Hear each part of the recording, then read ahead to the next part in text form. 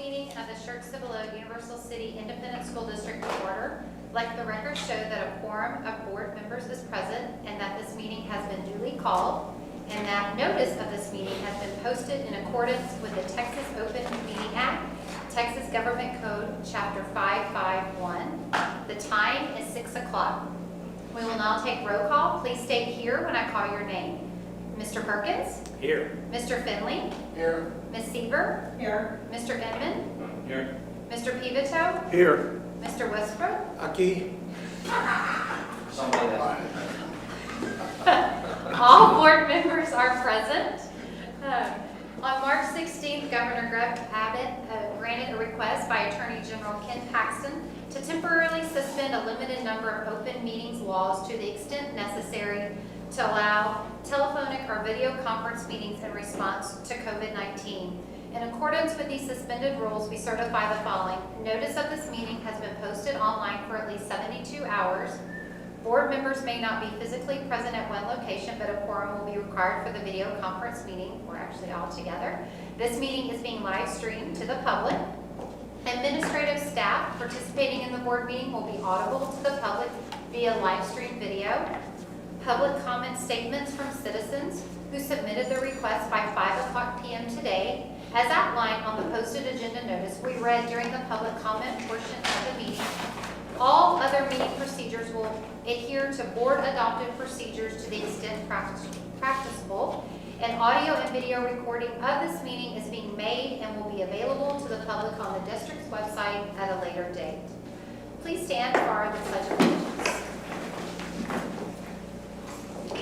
I pledge allegiance to the flag of the United States of America and to the republic for which it stands, one nation, under God, indivisible, with liberty and justice for all.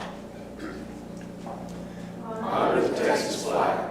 I pledge allegiance to thee, Texas, one state, under God, one and indivisible.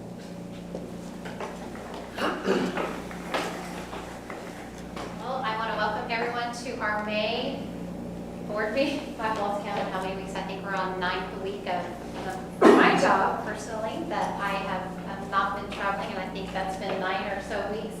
We're going on since spring break. I could be wrong, but we're close to it. So we just want to thank you for joining us. I do want to say a word. Our former CFO, Peggy Janinskia, I always said her last name, it's a hard one to say, passed away this past week, and we just want to send our condolences to the family, and we just want to say what an asset she was to this district for many years. She was, I got to work with her just a little bit while I was still on the board, and she was just a wonderful lady and did some wonderful things for this district. So I just wanted to send our condolences and just to let the family know we'll be thinking about them during this time, as well as all of her friends. At this time, we are going to head into public comments. And so they're a little bit different since we don't have a live audience, but we're going to hear public comment statements in order to provide consistency and fairness to all individuals. Public comments will be heard in accordance with Board Policy BED Local and procedures outlined in Administrative Regulation BED. Public comments on general topics as well as specific agenda items listed on the posted agenda notice may be heard during the regular school board meeting. Public comments will be limited to those submitted by 5 p.m. today, as outlined on the posted agenda notice for this meeting. To ensure compliance with time limitations, the board secretary will alert the board president at 3 minutes. I will now read the public comment statements. Public comment, statement 1 from Matthew Bushnell.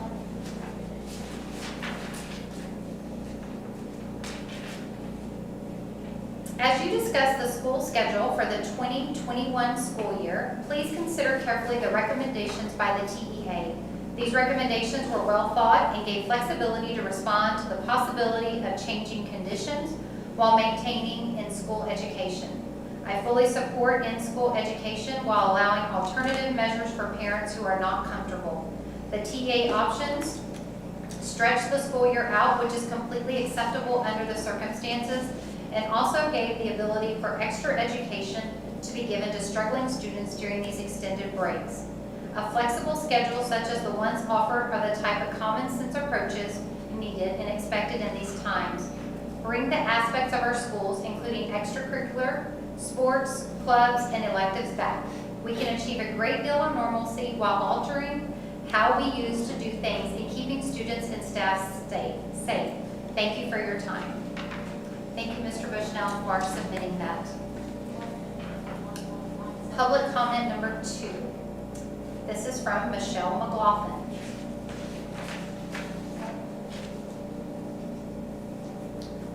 I respectfully ask that you look into year-round schooling. If the school calendar is going to change to make up school time, I feel like it would be beneficial for students to retain the knowledge with less time off in between break periods. Thank you, Ms. McLaughlin, for your comment. Public comment number 3. This is by Jeff Paulson.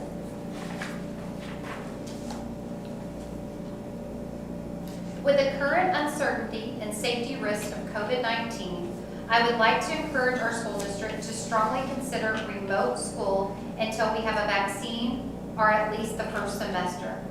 Dr. Fauci is cautioning the public of the dangers of opening too soon. We cannot social distance or enforce kids stay home when sick. Prepare now for remote learning and keep the kids, staff, and teachers safe. We can be patient and do things differently for a little bit longer. At the very least, give people the option to do remote. Thank you, Mr. Paulson, for your comment. Public comment number 4. This is from Charity Martinez.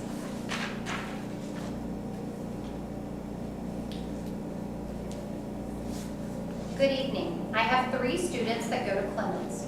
2 are seniors and 1 is a sophomore. During quarantine, they have worked their tails off to improve their grades and GPAs. My daughters are not happy with the pass-fail policy right now, and we feel it is penalizing those who strive for the best and worked hard to maintain high levels of achievement. One of my seniors now has the best grade she has had her whole high school career, which would help raise her GPA for more college scholarship opportunities. My other senior has maintained straight A's her whole senior year with the exception of an 89.6 in IB Spanish 4. If she was able to have her actual grades this 9 weeks included in her GPA, then she would have more scholarship opportunities as well. My sophomore has maintained good grades her whole high school career, and this 9 weeks is no exception, except now it won't reflect in her GPA, which also affects her class rank. Please let students choose if they want the pass-fail option instead of blanketing it for all students. That is not fair for those that have worked hard and strive for the best. Thank you for your consideration. Thank you, Ms. Martinez, for your comment. Public comment number 5. Carrie Amiska. Sorry if I said that, the last name wrong.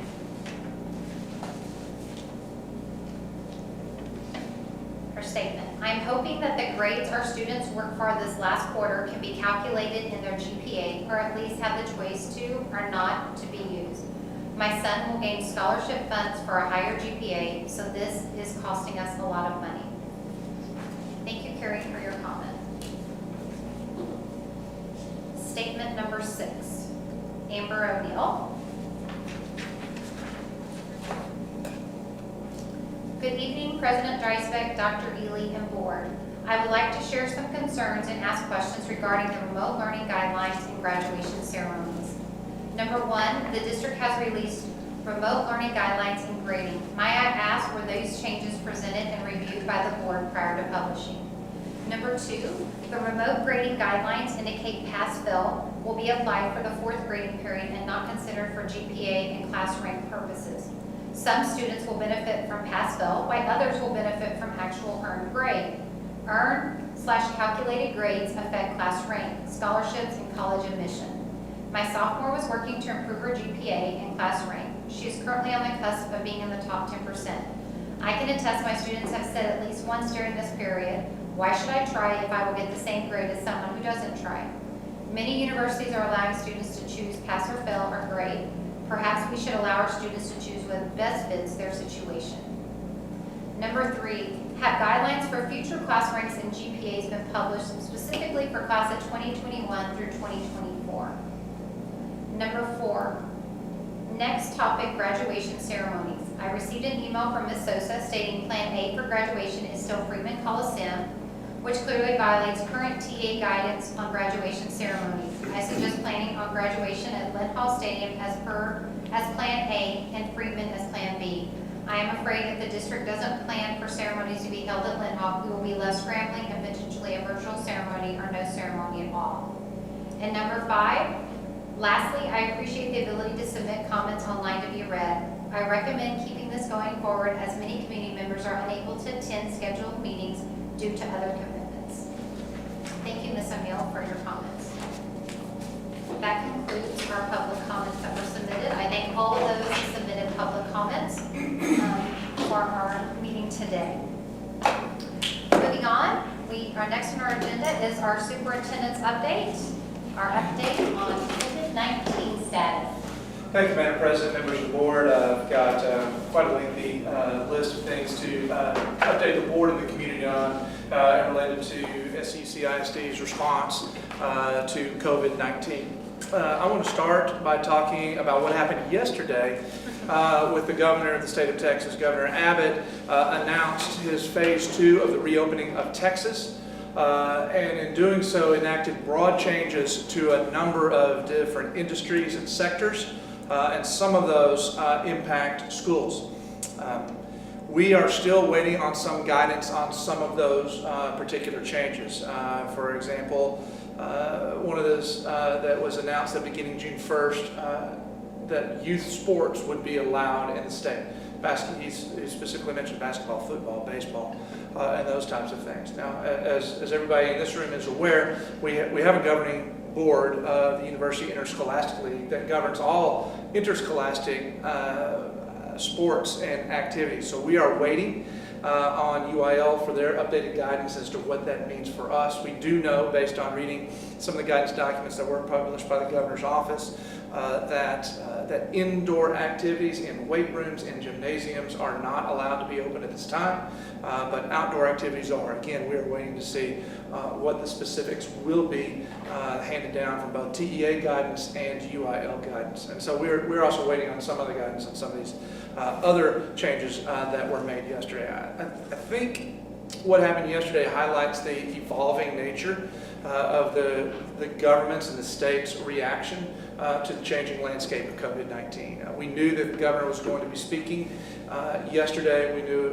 We surmised that he would probably be talking about further lifting and relaxing of restrictions statewide. But I think some of the announcements yesterday caught not only school people but other people by surprise with some of the vast flexibility that was provided.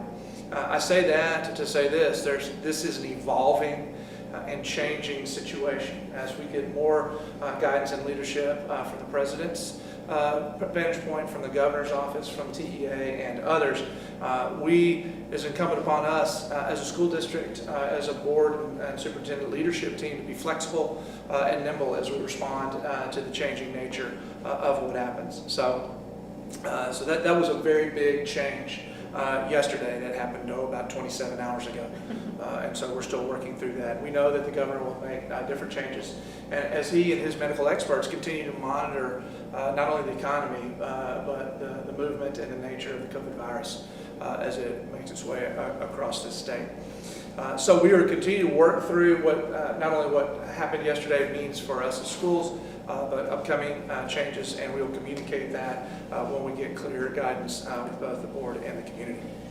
Next thing I'd like to talk about is graduation ceremonies. One of the things that we committed to early on was to have commencement exercises in a manner that most closely resembles what we've come to expect in commencement exercises for seniors and their families. And I'm glad that we have made that commitment. I'm glad that we made the decision a few weeks ago to move the date of graduation to late in June. And I just want to say that the dates right now that we have for graduation are Allison Steele is Thursday, June the 25th. Byron Steele is Monday, June 29th. Samuel Clemens is Tuesday, June 30th. Those have not changed. We announced those early on. Planning for this graduation ceremony is much more complex than most graduation ceremonies, and they are complex events. But when you think about what we must consider this year, we have to consider social distancing and whatever rules are going to be in place at the time in which we have our ceremonies. We have to consider screening for symptoms. We have to think about seating, about staging, about ingress and egress, not only of our graduates, but of our guests. It becomes a very complex planning process. And fortunately, we've got a great team of administrators that are meeting weekly and updating our process for making these things happen. We have said that number one, our plan A is to be able to hold these commencement exercises in Freeman Coliseum, because Freeman Coliseum is indoors and climate controlled. For the individual who addressed the board, she is correct. We currently do not have permission to hold an indoor graduation, nor does anybody in the state of Texas. We're holding off to hope that we might be able to get that, and we are planning for graduations inside at Freeman Coliseum, but we are also 100% planning on another track for outdoor graduations at Lynn Hall. So we can plan for both things at the same time, and we are doing so. We believe we're going to have a time coming up probably in the next week to 10 days that we're going to have to make a go, no-go decision on whether we have it at Lynn Hall or not. And so honestly, where we sit right now, it really looks like we'll be having those graduations at those dates I talked about at Lynn Hall Stadium. But we are not prepared at this point to make that decision. We have some lead time items for seating and for drapes and piping and floors and all those things that go into that. That's going to cause us to determine when we need to have that decision. So my best guess right now is we're going to have a go, no-go decision by June 1st, maybe earlier than that, maybe slightly later than that, but that's my best information at this time. We also know that Allison Steele, we are looking at an outdoor option and working through that for them. Because right now on the ceremony on the 25th, we had planned to be inside at Clemens Auditorium, which is not available to us now. So we're working through different options for that on an outdoor venue for Allison Steele on Thursday, June 25th. So that's where we are with graduations. So we're continuing to work that through. But please, trustees, know that we've been fully planning for both indoor and outdoor graduation ceremonies, and we'll be targeting that here in the very near future and deciding which direction we're going to go. Moving on, I'd like to talk about summer programming. One of the announcements that was made yesterday by the governor is the ability, if districts so choose, to have some face-to-face instruction this summer after June the 1st, utilizing some specific guidance that's provided by both the governor's office and TEA. We have been planning administratively on what our summer school and summer learning programs will look like, and I'd like to run down for the board and the community what we're looking for now, and I guess I don't want to bury the lead. Right now, we're planning for all of these to be done remotely and not to be done face-to-face. The governor's announcement yesterday offered the districts the option to do face-to-face. For the programs that we are looking to implement in both June and July, we are planning to do those remotely. We could change those in the future, but that is not our plan at this time. So I'd like to talk about secondary summer school, and that is primarily credit recovery for students who would be entering grades 8 through 12. We have 2 semesters that we have identified. The first one is June 8th through June 23rd. The second one is June 24th through July 16th. And as I said, that's credit recovery.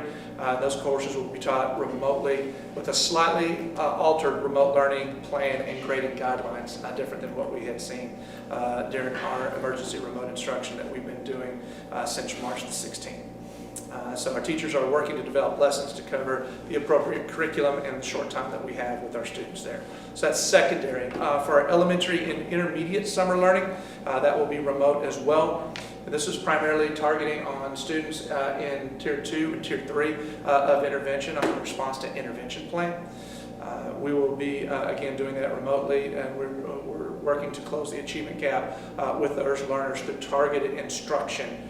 And those dates are planned to be June 8th through July 16th. Again, these are subject to slight alteration. This is our best thinking as we come to you this evening.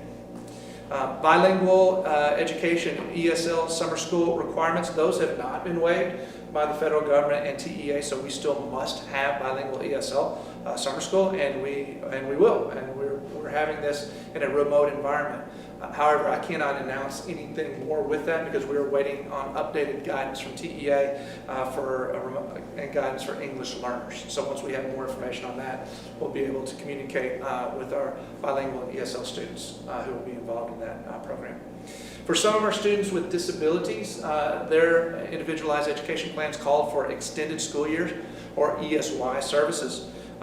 We plan to have that remotely as well. We're thinking that somewhere between 30 and 40 students district-wide will participate in this. This usually takes place over a 5-week period, over 4 days a week, Monday through Thursday. That's where our intent is, from late July to from late June to late July would be the 5-week period. Since it's remote, we anticipate that those lessons will last about an hour. But again, we're still working through those processes for our summer programming. So secondary summer school, kids rising in grades 8 through 12, elementary and intermediate, talked about that for RTI, and then bilingual ESL, we'll get more information. I talked about ESY or extended school year. So that's where our plans are right now for remote instruction during the months of June and July. I also want to talk about summer feeding. Thanks to Maggie Cornejo and the Child Nutrition Department, they're working on plans to pivot from our remote feeding that we've been doing both at Schertz Elementary and Rose Garden Elementary, and our mobile feeding sites that we've been doing through the end of the academic semester here in the spring. And we'll be transitioning into the summer feeding program, which will be our first time to do that. And we'll be feeding students from Schertz Elementary. We are getting in touch with students and families who participate, who qualify for that. We'll be feeding them kind of the same way we believe right now on Mondays and Wednesdays, getting them enough breakfast and lunch to cover them in between that Monday and Wednesday time when they would come. And our plan is to do that as most summer feeding programs are for the month of June. Okay. And so that is what we are looking for as far as summer programming goes.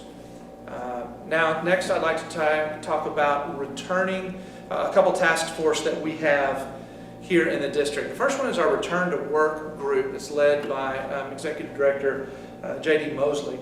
This is talking about how we are going to incorporate our return of our employees over the summer back from remote to face-to-face, and a blend of remote and on-site, not face-to-face, but on-site work here in the district. We're updating our cleaning protocols, and we are putting in place screening protocols for both temperature and for symptoms. And we're going through and determining what are we going to do when somebody has been exposed, or somebody's family has been exposed, and what our protocols are going to be for that. That's kind of what we're working on right now, and JD and his group have made a preliminary draft presentation to the executive leadership team today. We gave him some feedback, and that group some feedback. We're going to share it with Cabinet on Thursday, and Team 1 on Friday as well, and we hope to roll that out. Our best thinking is right now we're still in Phase 1, and that will run probably through about June 15th for our employees. And then Phase 2 we'll have more folks come back, or a higher percentage of folks come back after June the 15th. That also coincides with when a number of our 11-month employees go off contract. So we still believe we will have much smaller numbers that we have working on site, and still having a number of our employees working in a remote environment to be as safe as possible. That's our return to work near term for our employees, but we also are talking about what does return to work and face-to-face instruction look like in August, when more of our employees come back and when we anticipate our students to be coming back. That work is going to be done in conjunction with our fall programming task force, which I'll talk about in a second, because depending on how many kids we have and under what circumstances we have in our buildings, we will have to have some protocols on both cleaning and screening and those types of things in place there. So that's our return to work task force that we've got there. Now, the one that most people are wanting to talk about at this point, other than graduation, is what is school going to look like in the fall? And we have a fall programming task force that's being led by Dr. Edwards, Deputy Superintendent, Kelly Kovacs, our Director for Curriculum and Professional Development, working with both district and campus administrators at this point, and then starting in June we'll be having some teacher leaders join us as well to help flesh out some plans. And what we are doing, I talked about the governor's change in guidance and how that was a big change on Monday and how we need to be flexible and adaptable. We have our folks working on a number of plans that are flexible and adaptable to the changing situation as to where we're going to find ourselves in early August when we anticipate to fully start school up again. And so I will talk about kind of 4 different roads that we're going down and plans that we're going to be working on. I won't talk about specifics, but I'll talk about concepts, because we know that depending on what the CDC says, what the president directs, what the governor directs, some of these may have to change. But based on our thinking now, it is incumbent upon us to have a plan for traditional instruction. What we would think of as pretty close to face-to-face instruction is how we have come to know it. Should we have the ability to do that? So we are planning on what face-to-face instruction will look like. How can we increase social distancing? How can we account for those different types of different constraints that may be enacted if we are allowed to come and do face-to-face instruction, close to what we have come to know it. So that's kind of a traditional plan that we'll be working on. While we're working on that, we're also working on a blended model. And this would incorporate some face-to-face instruction and then perhaps some in more of a remote type of situation like we have become accustomed to.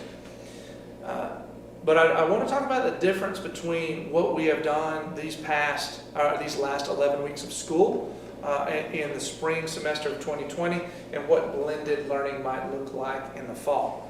What we have done is really emergency remote instruction that we had to take and stand up very quickly and make decisions and adjust on the fly based on a very rapidly evolving situation. I anticipate, and the work that we're going to be doing as a school district is not going to be that type of emergency stand-up quick response of remote instruction.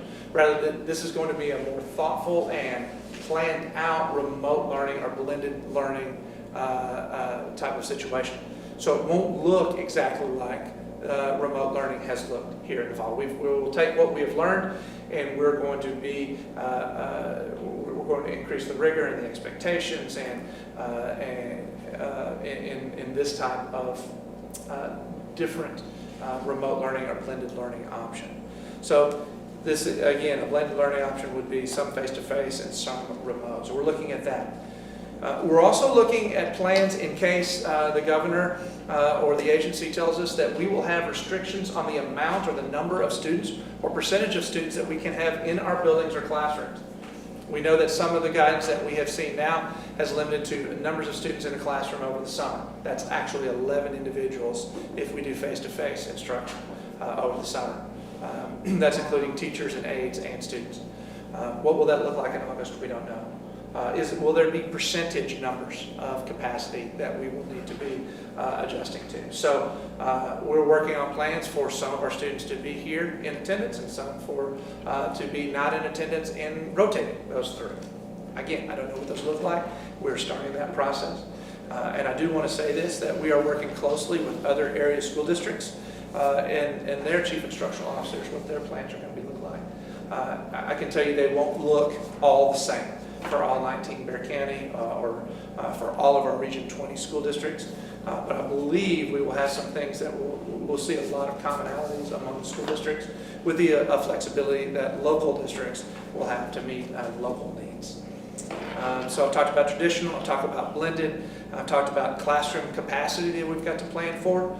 And then we're also talking about and planning for what will happen if we need to do short-term closures based on infections. And what would that look like if we have to close one campus or a couple of campuses for a week or two, and how can we pivot that to a more remote or blended type of environment for those folks, while still running a more traditional type of whatever process that we have for our other schools.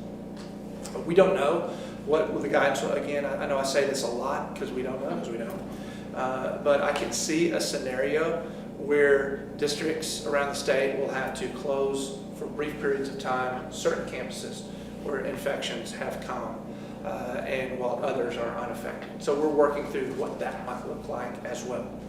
Again, it is mid-May. We cannot wait until the end of July to do all this planning and try to figure out what the landscape is going to look like.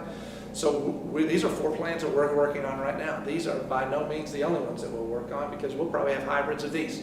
As we get more information, we will change these as well. But what I want the board to know, and I want the community to know, is that we are working with the best information that we have to put plans in place that are adaptable and flexible, and for us to be able to stand that up when we know more clearly what the landscape will look like as we get closer to the start of school. Okay, so that's 5. And my 6th thing that I had on here was to talk about school calendar. We at the budget workshop that we had early this month, I guess it was 2 weeks ago this evening, but we talked about unprecedented uncertainty will require unprecedented flexibility, and regarding how we will address needs, instructional needs and achievement gaps, and what we'll need to do for our learners. One of the things that we talked about with the board at that time was this concept of additional instructional time, additional instructional minutes, and additional instructional school days. After that time, the commissioner came out and did a presentation that is online. They talked about 3 different options for increasing instructional time. One of them, I believe, was mentioned during our public comment section about, well, a couple of them were. One was year-round schooling, and one was increasing instructional time for identified students. As we have looked at the options available in what makes the most sense for SCUCISD, we've kind of gravitated towards option 1. I know you don't remember what that is, but that's basically taking our 173 days of instruction and increasing those days to 180 days by transitioning some of our professional development days from full days of professional development to full days of instruction, and some of those full days of professional development to half-day professional development, half-day of instruction. This will allow us to get to 180 days of instruction during the regular school year. And that allows us to access some additional resources for ADA for students in grades K through 5, additional 1/2 ADA for students that we have come next summer. And so we're targeting next June. That's our best thinking right now, maybe 4 days a week for 5 weeks up through like July the 1st, I believe, is what that Thursday looks like. It's what we're thinking now. That could change, but it would allow us to access state resources to be able to bring identified students in, and to be able to pay professionals to work with those kids, identified students, in that time frame. And it allows us this year to be able to accurately identify those who would most benefit from that, and come up with a really solid learning plan. And what we're thinking is this is going to be a lot more this is going to look less like a traditional summer school that can be looked upon as punitive or something that students don't want to do, but more of a learning opportunity and an excitement kind of camp type of scenario. I don't know exactly what that looks like. We've got a lot of time to plan that out should we go through that. So we've worked through kind of the broad strokes of that and have identified some additional days that we could start school a few days earlier, maybe go one additional day and flip some of our days. And then as well, we've got the District Improvement Committee is coming together tomorrow, and we're going to run it through them.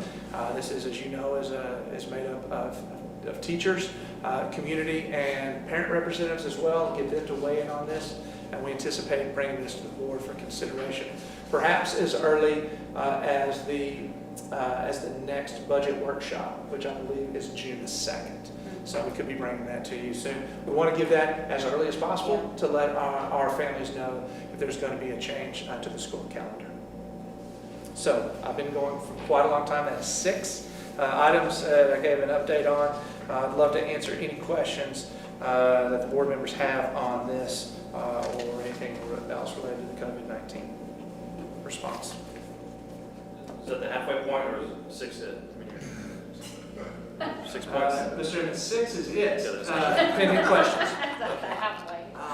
Yeah, I just have a few topics, I guess. Just one of the things, to what extent, if at all, are we communicating with the various cities that are in our district? So Schertz-Cibolo-Universal City, just to ensure that everyone's pretty much on the same page, or if at all. So we communicate, we have a meeting or two a month with the city of Schertz and the city of Cibolo that we meet together administratively. The last time that I came together with the group, we had a conference call 2 weeks ago that involved, maybe 3 weeks ago, that involved the mayors, the city managers, myself.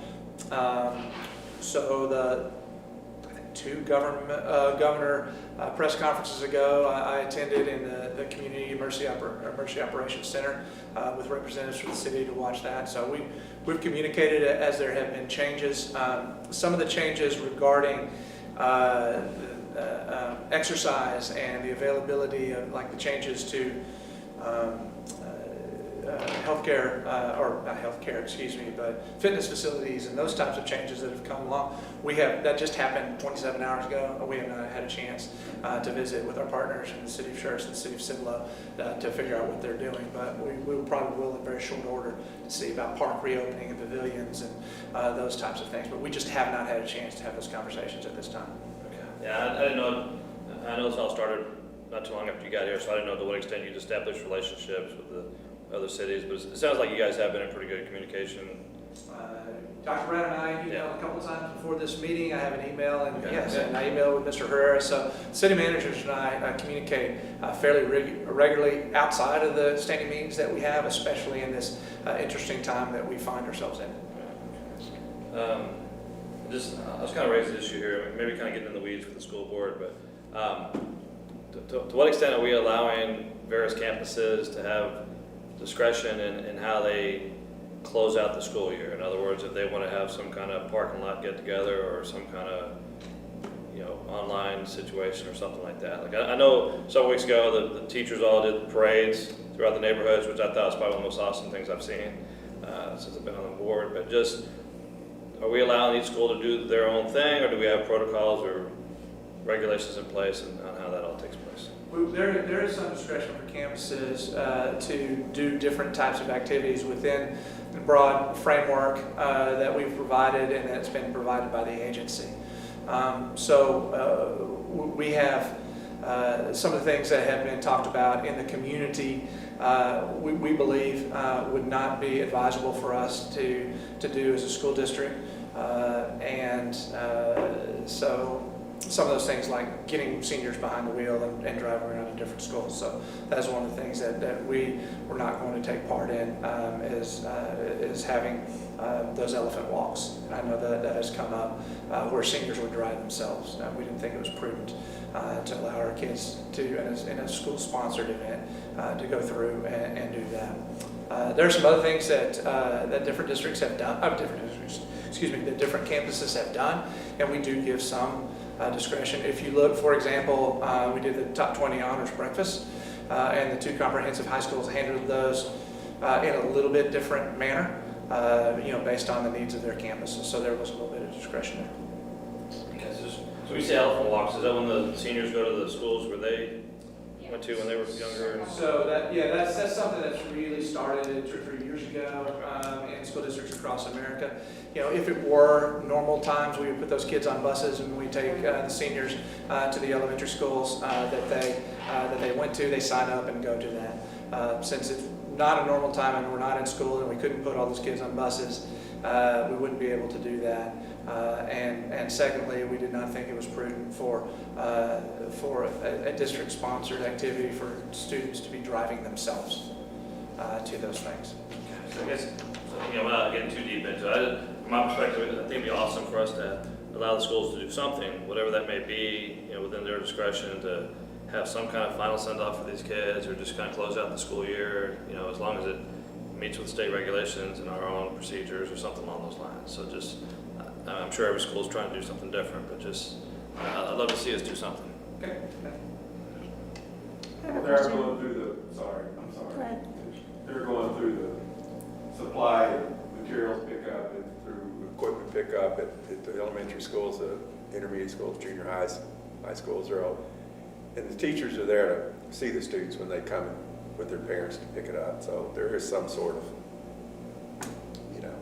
conversation going on anyway. So We have been doing that. One of the things I kind of hoped for early on is that we would have the ability to gather in groups of 50 or something like that, where you could have a half a grade level together and do something that way. We obviously don't have that ability to do that, but Mr. Pickerton, I think you're right in these times when we're coming out to give materials back and to get kids materials that are here. We've had some informal times to say goodbye, and I know for our high schools and junior highs, as we've done it by program, there's been things like that, band stuff, and trying to pick up stuff and bring stuff back, that sort of thing. So there is some connection. About as good as it's going to get right now, I think. So are we still under what's the rule right now on how many people can gather at the same spot? Is it 10 right now? Well, okay, so Unless it needs to be more. It depends what facility you're in, I believe. So you said rule, which is an interesting term, because there's guidance, which is most of what we're getting, whether it's CDC guidance, presidential guidance, or government guidance, and then there are executive orders that forbid certain things, and there's executive orders from the governor, and then there's local orders.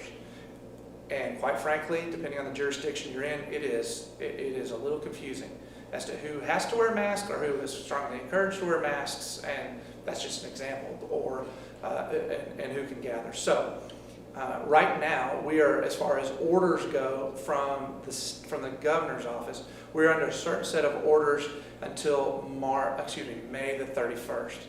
And then summer orders change on June 1st. And under summer, we can actually have 11 individuals in a room starting June 1st. We can't have that right now under the current guidelines. That's why we can have 10 kids and 1 teacher starting June 1st. Now again, as I said earlier, we're doing that remotely. We're not planning on having them there. Or we could have a group of 11 socially distanced 6 feet apart over here and a group of 10 over here in a big space, as long as there's 30 feet of space in between them, and a teacher could actually go back and forth between them. Think about an elementary sized classroom. You got half the kids over here 6 feet apart, half the kids over here 6 feet apart. That guidance was just given to us yesterday. And so again, it is changing, I guess that executive order, that's not guidance, that executive order was given yesterday. So that's kind of where we are on that. We're doing our best we are meeting the letter of the law, and we're doing our best to meet the spirit of all of those. So we still can't, even if I wanted to, it sounds great, just be in a world where we're being a part of a group of students getting together, a group of teachers getting together that exceeds these amounts. I mean, that's just not, we're not in a position to even participate in something like that at this point. Like, a bunch of seniors want to gather at Columbus Stadium and just kind of have their own little ceremony or something. That would not be district sponsored. Yes, sir. So, and there are a couple things that I've heard about going on at the high schools at the end of school on the final day, and and I know with cities, and for those people who are working to organize that, they've communicated with the cities, and making sure that what they're doing meets with local orders that have been brought down in both Cibolo and Schertz. Okay, so just big picture is if somebody wants to do something that doesn't comply with the recommendations or orders or whatnot, then that's something we more or less not be a part of. It's things that are not compliant. We want to make sure that we're compliant with that, yes, sir. And we've got to look at what makes sense, not only for the graduates, but for the school district, and what is as I said, most makes sense for us. Right, so another way, if they can come up with an idea that is in compliance, that would more likely than not be okay. So I guess I should say this, this is a great community. We have a lot of people wanting to do things for our kiddos. So let me talk a little bit about that. Sure. So we've had people go to the cities of Schertz and Cibolo, say, hey, is there a way that we can get the names of all of our graduates recognized by the city? They talked about initially putting it up on the marquees, but as we talked about it with the city leaders, we realized that's a impossibility. With all the things that would have to go in and think about 1,200 graduates that you'd have to put on a marquee. So they came up with another solution, and they said, okay, here's what we're going to do in the June editions of both cities' magazines. We're going to put the names of the graduates in there and honor them. So these are people in the community working with the cities, working with the school district to make this happen. But another group of business leaders come up and say, hey, we want to make signs for our kiddos to be able to honor our seniors and putting them up and down the streets. And so they worked with, Mr. Suarez was working with leaders from both Cibolo and from Schertz, and working with people in our community to make that happen. We've got names, we've got yearbook photos, and we're working hard to gather permission from those whose parents did not grant permission at the beginning of the year when they registered, to make sure they have the opportunity to have their likeness put on a sign.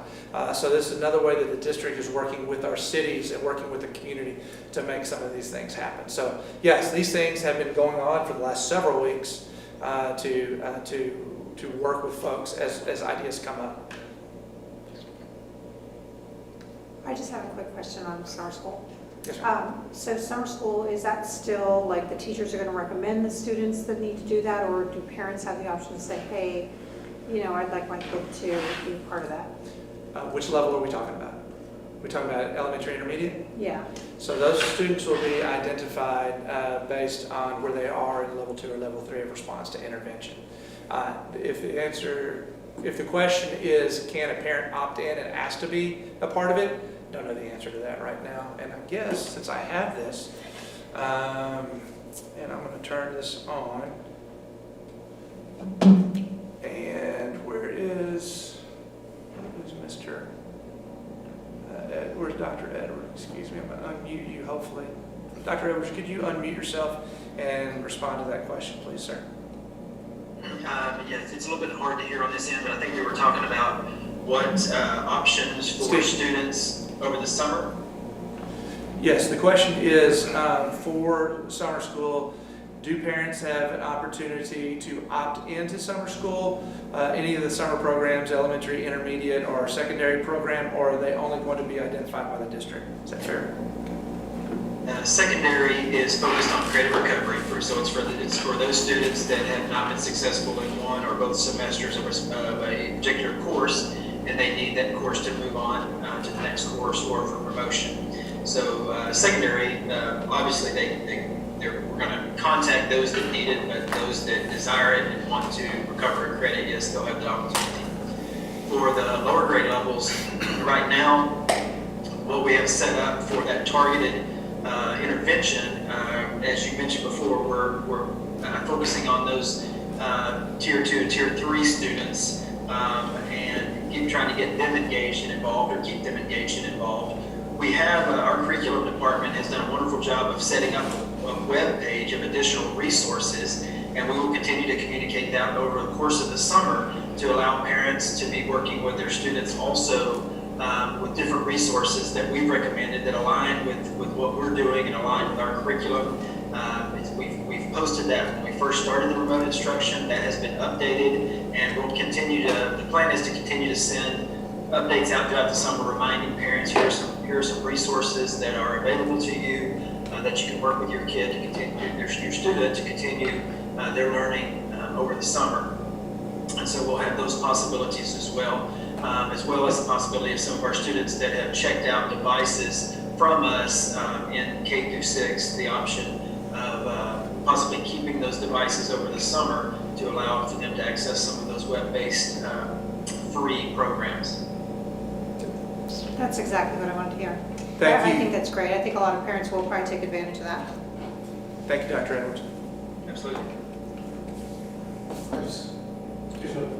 I'll wait for you. Go ahead. I just wanted to know to what extent, this all sort of goes together, but I was going to ask when you thought it'd be best to bring in sort of EPAC because any decision you make will have an impact on EPAC and possible emergency response to any incident.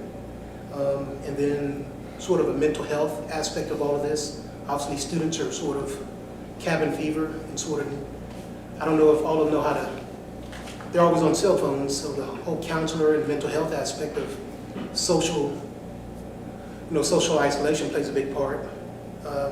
And that all probably goes into, I was going to ask what data points for deciding the method of instruction, whether it was, I know you talked about local, state, and federal guidelines, but there's transportation, depending on whichever one, then there's meal delivery, then there's cost to any certain, and then there's athletic participation. So I'm sure those are some of the data points you're looking into and how any decision you make for instruction affects all of those. But is there anything more that we should be concerned about, or is that pretty much it? Or So I appreciate you bringing up transportation. And Mr. Perez, I appreciate you bringing that up too, because transporting kids in this type of environment is completely different. Our capacities for buses are greatly diminished. And so we will have to look at perhaps what that looks like. We may have to look at staggering schedules so that we can accommodate riders who might need to get there. There's all sorts of things that are possibilities that we don't know.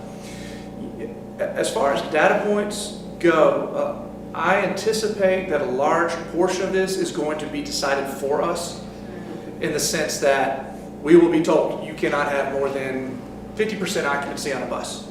Okay, that was not a data point we're using. We're told that. And we may be told that if such and such happens in your environmental screening or you're screening for the virus, then this means that you have to close for 2 weeks, or that you have to close for 1 week, or that this many people have to be out. I think that we're going to receive that guidance. It's not going to be really too much open to us. That being said, we've got to plan on what exactly that looks like if we have to be operating more remotely and what our plan will look like. Those resources and how that instruction will go won't be decided for us. That's going to be up to us to deliver those resources and make sure that learning continues in that type of environment. it was just, if you do have athletics like the governor alluded to, then now you probably have to do some further testing and tracing, which means you probably need a contract with a hospital or Texas Med Clinic, or it's probably going to be beyond the scope of Dr. Holmes himself to test the number of athletes during the fall. So that is something that, depending on what happens, those are big decisions that are oftentimes made at the governor's level. It'll be incumbent upon TEA and UIL to determine how that gets played out for the medical protocols, for screening, and I don't think a lot of districts are going to have wide latitude. I don't know that school A in a district has this protocol, while school B in a UIL district has a vastly different one for medical protocols. Oh, I agree, but whatever their decision is from the governor will ultimately cost us money to implement, is what I'm getting at to. So, all right, that's enough. Thank you, I do appreciate it. About that with buses, are they gonna buy us more buses and thing? Yeah, if we're limited on number of buses, I mean, how many kids can be on a bus? That's gonna impact us greatly. And these are the things that we think about all day long. And some of us wake up in the middle of the night thinking about. And one of the reasons we do is because we just don't have enough information at this point to know. So how can we set up a plan that has the ability to pivot and move and expand and contract? What are what are the big rocks or the big components of this that we can adjust the minor components to operationalize it later. And that's what we're really trying to work on. You know, we can't say, how do we operate a bus that can only have 11 kids on it? Because that bus may have 40 kids on it. We don't know what it's going to be. So, but how can we think about operating in a system in which we might need to come to school at different times because of transportation requirements? That's the type of thinking that we're going through right now, that the agency is going through, that the other local districts are going through as well. And that's why it's good that we meet virtually with the commissioner twice a week on Tuesday and Thursday. That's why it's good that that not only superintendents from Bexar County and Region 20 are both meeting once a week, but the instructional officers the chief financial officers are meeting so that we can calibrate with each other as to what our best thinking is as we go through this planning process. That's going to be crazy because even in between transporting students, you have to sanitize and clean the buses. So, and hats off to Mr. Rivera and our purchasing department here. We're having to think about ordering now supplies and getting delivered at different times for what these different eventualities might be, while still being cognizant that PPE is needed in the healthcare industry. So again, it's very fluid. Yeah, I was going to say, like I told you when I come in the door earlier, the protocols are all over the place. And as an example of those protocols being over the place, the child care checklist came out yesterday. And the very first sentence in that is, the virus that causes COVID-19 can affect people of all ages. While the risk of serious illness or loss of life is greatest in those 65 and older, persons in every age group can get COVID-19, and some will have a severe illness, especially if they have serious underlying medical conditions such as heart disease or compromised immune systems. That's the first thing. So here's the state coming in with 65. If you look at the data that's out there from the CDC and Johns Hopkins, that rate starts at about age 50. 55 is certainly where the number of severe outcomes goes up as far as percentage. So here's the state saying 65. Then if you go back to the White House thing for reopening, it has an appendix on the back and it talks about vulnerable individuals. And vulnerable individuals in this list says elderly individuals. So here's the state saying 65, the data says 50, 55 and over. Then lists another series of individuals, says individuals with serious underlying health conditions, which goes back over here, including high blood pressure, chronic lung disease, diabetes, obesity, asthma, and those whose immune system is compromised, such as by chemotherapy for cancer and other conditions requiring such therapy. That can include autoimmune, that can include a whole host of other things. So I guess the question comes back, let me go back up, the thing the CDC talks about is the school rate to protect children and employees at higher risk for severe illness. That's a very large rock to cover.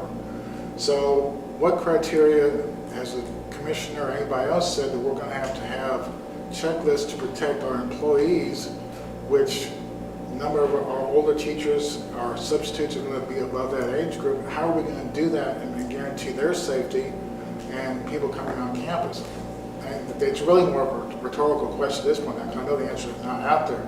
It's just to let the public know that we're looking at this. This is the kind of guidelines we're getting. They're all over the map, trying to navigate our way through this, knowing the situations are going to change. But this is just the clearest example of this is a fluid situation, and we don't know which way it's going to go. We were talking about transportation. I love this one. This is, since the CDC guideline in schools doesn't have anything about transportation at all. So I went to the mass transit guidelines, and one of the things in the mass transit guidelines is encourage social distancing by increasing spacing of passengers and employees, closing every other row of seats, and using the bus rear door exit and entrance if feasible. Then it even talks about intensify cleaning, disinfecting, and ventilation of facilities and transported vehicles and buses. Go back to your point. So again, all this stuff has to be figured out, and that's just a couple of items. So what this is going to look like going forward with the change. I'm just trying to put it out there. This is kind of a microcosm of what we're going to be looking at over the next few weeks. And we really need this information, I would say, no later than probably July 15th, to make sure we have the materials in place. We've got the personnel we need. We had the teachers trained, the staff ready to go for the beginning of August. So the governor and the president and TEA cannot wait until the last minute to dump this on us.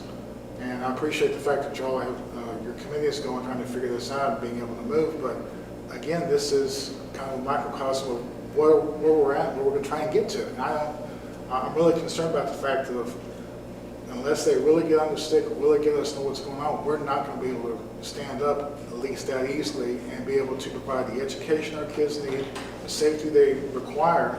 Because at the end of the day, we still have to educate children.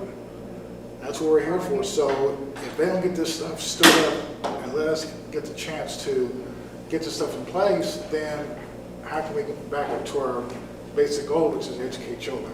So Mr. Finley, I would say that's why we are working on multiple plans for instruction, just on instruction right now. I talked about 4 of them. There will probably be more as we get updated guidance. As I sat here and listened to you recount some of that information, I was struck by something. I was thinking, okay, today's May 15th. Let's go 2 months earlier on March the 19th. Sorry, 19th, so whatever. Yeah, today, let's go March 19th. That was on day 4 of remote learning. What did we know about the virus on March 19th? Way different than what we know about the virus. We still don't know a whole heck of a lot. So my point being is, what are we going to know about, what are the medical experts going to know about the virus on July the 19th? Will they know more? Will they have better guidance for us at that time to provide us, what will work for us as we come back to school? That's one of the things that is really unknown about this evolving situation, and as we learn more and more about how the virus acts and interacts in the community. So as I said earlier, we can't wait to July 19th and make our plans in. That's why we've got to be making those now. I was struck by the metaphor of it's kind of like watching a movie. I feel like if we walk out of the movie right now, we're walking out halfway through. We don't know how it's going to end. We don't know the plot twists and turns that are going to come in that last hour of the movie. We don't know how the landscape is going to change. It is incumbent upon us to be flexible to move with those changes, and we will be. I was really just kind of putting it out there because you're right with the flexibility, but the governor and TEA cannot wait till the last minute. They're going to have to put some guidelines out at some point in time to say, okay, we are to this day, here's what we know, to give us time to get prepared. Even though it may change after that day, at some point in time, they've got to come and say, here's what we're going to do going forward, and let us ramp up under those guidelines. You simply ran out of time. Well, and I think it's yesterday when the governor made his updated executive orders, you saw a lot more of guidance documents that were released. I read all of those. Yeah. So yes, there was much more information coming up. And some of those I was very shocked at. So. But Ed, let me ask you a question. Whenever you use the term elderly individual, why do you keep looking at me? I'm also elderly too. I'm 62. By some of your definitions, so am I. Come on, man. Well, but the thing is that there was a Gallup poll just came out and they asked, when do you consider old? 58. Well, that's not. I know. I'm just saying that's what the age came up with. So, but that's what I was saying. When you go back to look at this versus being able to get ready for people to come back and what protection we're going to have, what guidelines does It all depends on your health condition. I mean, that's the biggest But challenge. with 40%. Whether you're 5 years old or 75 years But if old. you look at San Antonio, one of the categories is obesity and diabetes. 40% of San Antonio has diabetes. That's a risk factor. So again, what level of are we going to have? We're going to wait for the governor and the TEA and the health department to tell us what that is. We will have to wait for ultimate guidance on that, knowing that we're putting plans in. I guess that's really what I want the board to know, is that we've got to look at that both instructionally and then maintain our commitment to making sure our students and staff members are safe. So what does that look like? What cleaning protocols do we need put in place? What type of environmental screening and virus screening protocols do we need to put in place? What does, how close can we be or not? All of those things we are working very hard on, as I said earlier. That's what we're spending our days. Lots of people, not only in this district, but, and we talk about the state and the agency. I gotta say, there are a lot of hardworking people, including the commissioner at Texas Education Agency, working to try to figure this out, working at UIL, working in the governor's office to try to bring this information to us. So, thank you. Any other questions? I just have one more thing to say. I wanted to point out that Dr. Ely mentioned that we're in discussions with Region 20 and others, and I know some of the things that have been brought up during this time was grading guidelines and calendars and things like that, but as they discuss this, I don't want to take the words from your mouth, but I know that you've relayed to me that we're all usually on the same page a lot of times. It may look just a little bit different, but a lot of times with some of those grading guidelines and those expectations as well as calendars and how those will look, I appreciate that you're in that cohort with that group and we're all still on that same page most of the time on discussing and talking about those. So I appreciate that. I appreciate that. Working with dedicated superintendent leaders in this region, and as Dr. Edwards works with the instructional officers and Mr. Brusky works with the financial officers, a lot of great, talented people here, and we do try to get, we do try to coordinate and certainly continue to have discussions and make decisions in each individual community that meets the needs, because SCUC is a little different than Northeast, and which is a little different than SAISD. Yep. Different needs and different realities. So we work on that. Tremendous leaders across this region. I'm honored to be able to work with them. Just one real quick, it's pretty much a yes or no. To what extent did Guadalupe County, Comal, and or the school district receive or eligible for any of that CARES money? Okay, so CARES, the commissioner was supposed to talk about CARES today on the Tuesday conference. He's trying to maybe talk about that on Thursday, because there's still a lot of information that's still to come. So the short answer is I don't know. The long answer is there is a possibility that the state will use any federal funds that are allocated towards education, either all or a portion of them, to backfill holes in the foundation school program for the second, this is just a guess, for the second year of the biennium. If you think about money that's not going to be able to be coming in because the state's going to be losing sales tax revenue, they're going to be losing excise taxes from oil and gas. So they have budgetary holes to fill. So that may be used to fill holes in the foundation school program, which is not a bad use of that money. True. If we get fully funded to the allotments that are guaranteed to us through House Bill 3, that's a good thing for the state, for public education in the state. So nobody has pulled me aside and said, Clark, this is what we're doing. But if we look back to the funding that we received during the Great Recession from 2008 to 2011, that was some of that federal assistance was used to backfill deficits from the state budget perspective.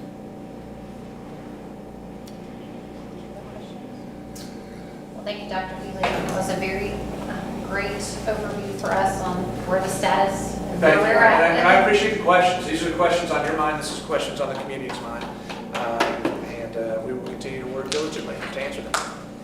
Great. Next thing on our agenda, new business, report discussion items. So the first one is discussion, TEA approved innovative courses for special ed students, methodology for academic and personal success, and general employability skills, presented by Kimberly Ferguson and Cassandra Gracia. Thank you very much, Madam President. I'd like to throw it to Mrs. Ferguson to give us a little bit of an overview about this particular item. Mrs. Ferguson. Absolutely. Good evening, President Dreiskamp, Dr. Ely, and board members. So with the approval of the board, the district can add any state-approved innovative courses. And And we're requesting approval for 2 innovative courses, as Dr. Ely said, Methodology for Academic and Personal Success, also known as MAPS, and General Employability Skills. So these 2 courses would allow us to create and provide a coherent sequence leading to an industry-based certification for our special education students who are not able to access or progress in our typical CTE courses. So the 2 sequences that these courses would allow us to create are Culinary Arts, which would culminate in a Food Handler's Permit, and Family and Consumer Services, which would culminate with a CPR certification. So we would receive additional CCMR funding for the completion of these courses and certification. It would also help our students to complete their IEPs during the traditional 4 years of high school. We've identified 122 students who would currently benefit from participation in these courses. There is a one-time cost of $1,000 for the MAPS curriculum.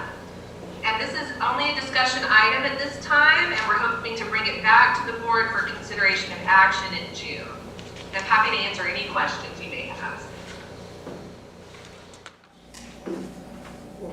Robert? Who am I talking? Gracia?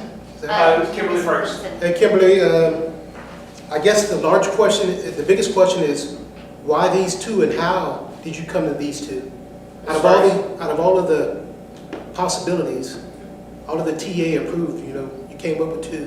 So which ones do we currently have, and how did you decide on these 2?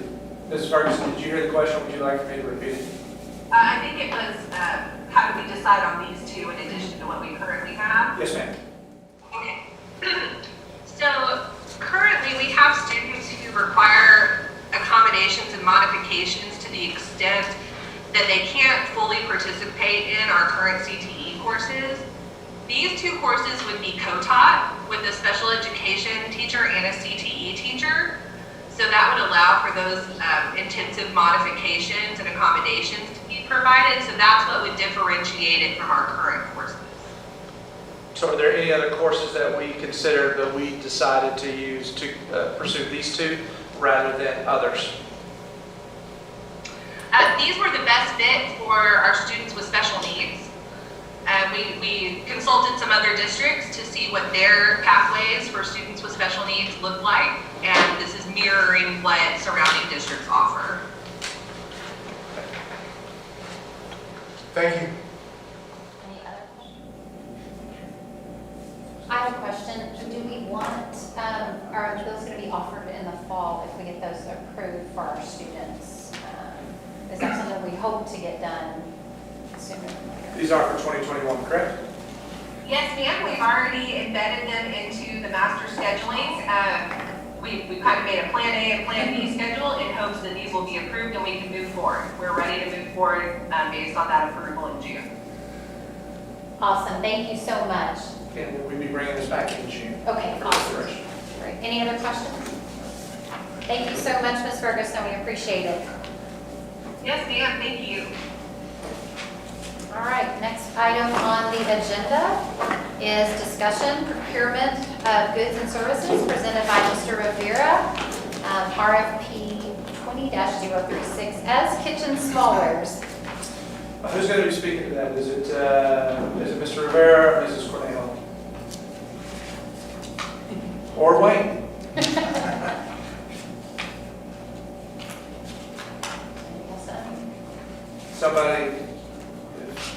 Somebody talking about this. Matt, are you going to talk about it? Can you unmute or Wayne? I was, sorry, I hit the wrong button. That's okay. But what I said was really, really good. Oh, I miss seeing Mr. Rivera. The purpose of this solicitation is what we do annually, to restock those things that are worn out. These are things such as bowls, cutting boards, utensils, knives, things that are used in campus by the Child Nutrition Program, including aprons, little boxes and containers. These are estimated quantities that were based upon our requirements. We'll actually order what we only need. But based on the quantities that were put forward a couple of months ago, we're looking at about just over $80,000 potentially for the year of the Child Nutrition Fund. this would come back in June to the board for their approval at that point. What was the estimated cost? Page 7. I'm sorry. Sorry, we said it at the same time, $87,000. On page 25. Yeah, it's coming from federal funds, so it's not going to be a local expenditure. Yep. So, any questions? And that would be bringing that back in June. Thank you, Mr. Rivera. Thanks, ma'am. All right, so those were 2 discussion items. Our number 3 is just deciding what's going to bring back in June, which actually were both of those for the kitchen smallwares and the innovative courses for our special ed students. So would you like those on consent or not? Any objections to those being on consent? I'm fine with both of those being on consent. Well, due to the amount of money involved in the small, Kitchen kitchen smallware. smallwares, I would prefer that be on a separate item. I don't have any problem with it, I just feel like, just for Sure. transparency, it'd be good to have that.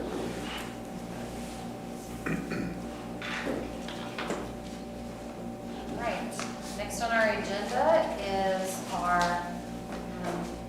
action items. Our first one is our consent items.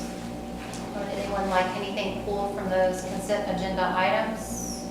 Mr. President, I don't need to pull, but can I just ask a question about D? Is that okay?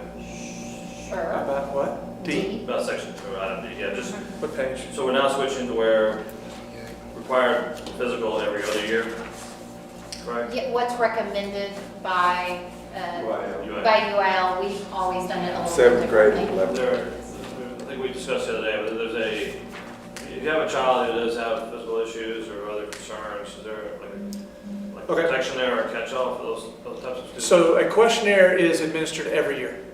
And so that questionnaire, should something pop up that can trigger someone to go get a physical before they are allowed to participate. The UIL rule has been for a student's first time in middle school athletics, or, it would be athletics, which for most kids is 7th grade. They have to have their first time, their first year, and their first year in high school athletics or marching band, and their 3rd year in high school athletics or marching band, which can, for most, is 9th and 11th, but it can be 10th and 12th, or so on and so forth. So that, and we are not sure that UIL has made any additional modifications to their guidelines, but that's what theirs are. And if I said something wrong, Mr. Linhoff, or you have updated information, I see that you've unmuted yourself. What would you like to add? No, sir, I believe you said it correctly. One in a row. Thanks, Mr. Linhoff. Are there any items that need to be pulled from A through D? Do I have a motion? Madam President, I move the Board of Trustees approve the consent agenda, items A through D as presented. Second. I have a motion and a second. Any discussion?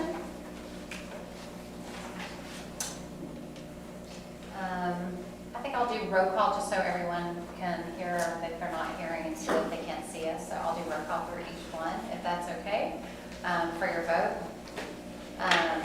So those, do y'all want to do roll call? Are y'all okay with roll call? Mr. Inman gave me the look. So just go through roll call, say yay or nay. Mr. Inman? Yay. Ms. Seaver? Yay. Mr. Finley? Yay. Mr. Perkins? Yes. Mr. Pimento? Yay. And Mr. Westberg? Yay. And yes, and Dreisbach is a yay. So motion passes 7-0. I think before it was kind of hard for What people was to Mr. Perkins' vote again? Thank you all. I know last time it We was need a to tell little Mr. hard Linhoff not to speak so much. He has, when you, when we ask him a question, he doesn't need to keep going on and on. Gotta stop answering the question. I know that last time it was a little hard if we can't see everybody, so it's easier just to do the auditory, so I hope that's okay. All right, we have our other action items. The first one is request for board approval solicitation for voluntary employee benefits, RFP number 20-033D, presented by Ms. Cannon and Mr. Rivera. Madam President, Dr. Healy, and members of the board, this is Dan. The voluntary benefits are supplements to our core health insurance plan. Typically, their employees paid with salary deferred contribution. These are a cost-efficient way to provide additional coverage to employees who can purchase these plans through their employer at a lower group rate than if they try to purchase them as individuals. These plans, if they have an effective date of September 1st, which when our current contract expires. Usually at the end of a term, we will contact the requester, in this case the Human Resources Department. They have received a lot of feedback concerning some of the plans and some level of dissatisfaction. Ms. Cannon could probably explain about that with our dental product that we had previously. So this is a new dental product that we believe that will serve our employees better and be more responsive. There was a lot of interest, a lot of competition for our employees. We had 17 different companies. 2 of the 17 were selected for different areas where their core strengths are at. And if you have any detailed questions, I'm sure Ms. Cannon will be more than happy to answer those. Any questions for Ms. Cannon? Voluntary employee benefits? I would just like to say thank you to Ms. Cannon and her team's work on this. We were able to provide some providers that have more options for healthcare providers in this region. So I appreciate their work and making this a reality for our folks. One question for Linda Cannon or Matt Rivera. What percentage of our students or staff actually use this supplemental insurance? That would depend on the product itself, so they can actually select these products independently. And so I don't have the data in front of me. I couldn't get the information on how many members are subscribing to each of these plans. All right, thank you. Any other questions? Do I have a motion? I move that the Board of Trustees approve the proposals as indicated for voluntary employee benefits from Metropolitan Life Insurance Company and the Hartford Life and Accident Insurance Company as per solicitation 20-033B. I second. I have a motion and a second. Any discussion? All right, we'll do roll call again. Yay or nay, Mr. Inman? Yay. Ms. Seaver? Yay. Mr. Finley? Yay. Mr. Perkins? Yay. Mr. Pivito? Yay. Mr. Westbrook? Yay. Ms. Dreisbeck is a yay, so motion passes 7-0. And I hope that gives our employees some better options for, it looks like dental and vision, legal, cancer, and things like that. So thank you again to Ms. Cannon, Mr. Rivera for doing that. Next one is our request for board approval, the remaining instructional materials under Proclamation 2020, presented by Ms. Kovacs and Ms. Mosley. Yes, good evening. I'm pleased to be bringing you the final items of our Proclamation 2020 instructional materials selection for approval. Tonight's items address materials for photojournalism, advanced broadcast journalism, and advanced newspaper. You can see the attached document on page 61 of your board book that provides the product that was chosen by the teachers as determined through the evaluations and voting process. We followed the same procedures as we have for the past few months of material selection as presented several times this year to you all. And as before, this purchase will be made with instructional materials allotment funds. We're also pleased to inform you that you won't have any more Proclamation 2020 items on board agendas moving forward. That's news With to know. that, I'm happy to answer any questions.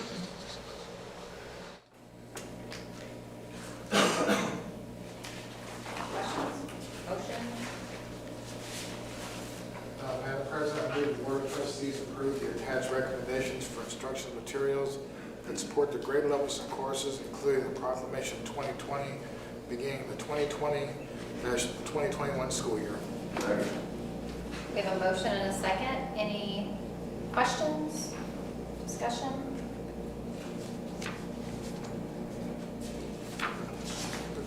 Okay, I'll do roll call again. Mr. Inman, you get to be the lucky one again. Yay or nay? Yay. Ms. Seaver? Yay. Mr. Finley? Yay. Mr. Perkins? Yay. Mr. Pivito? Yay. Mr. Westbrook? Yay. Ms. Streisbeck is a yay. Motion passes 7-0. Thank you, Ms. Kovac, for your, letting us know about that. Next is our closed session portion of the meeting. So this board will now adjourn into closed session pursuant to following sections of the Texas Open Meetings Act, Texas Government Code Section 551074, authorization to deliberate the appointment, employment, evaluation, reassignment, duties, discipline, or dismissal of a public officer or employee, or to hear a complaint or charge against an officer or employee. The time is 7:25. Do we need Kat to stick around? We don't.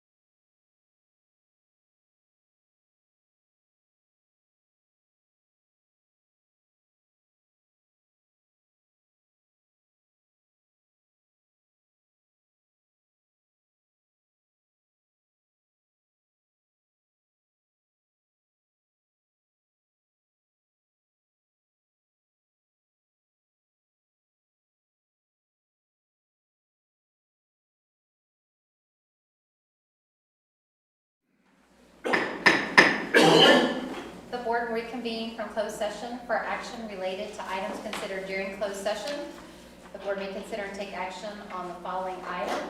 Request for board action and employment of contractual personnel for school year 2020-2021, presented by Ms. Cannon. Yes, the positions on the employment list as provided during closed session are replacing positions for the 2020-2021 school year and will be funded from the general operating budget.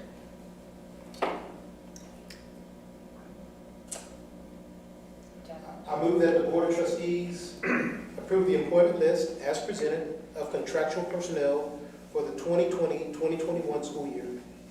Second. I have a motion and a second. Any discussion? Roll call, Mr. Inman? Say your name. Aye. Aye. Yay. Ms. Seaver? Aye. Mr. Finley? Aye. Ms. Perkins? Aye. Mr. Pivito? Yay. Mr. Westbrook? Yay. As well as Mr. Isaac is a yes. So the motion passes 7-0.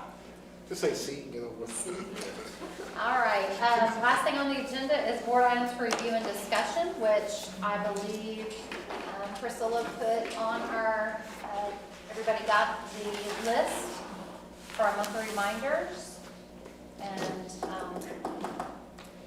Mr. Finley, you want to review some of those? Yours? Yeah, or do we need, everybody's got it?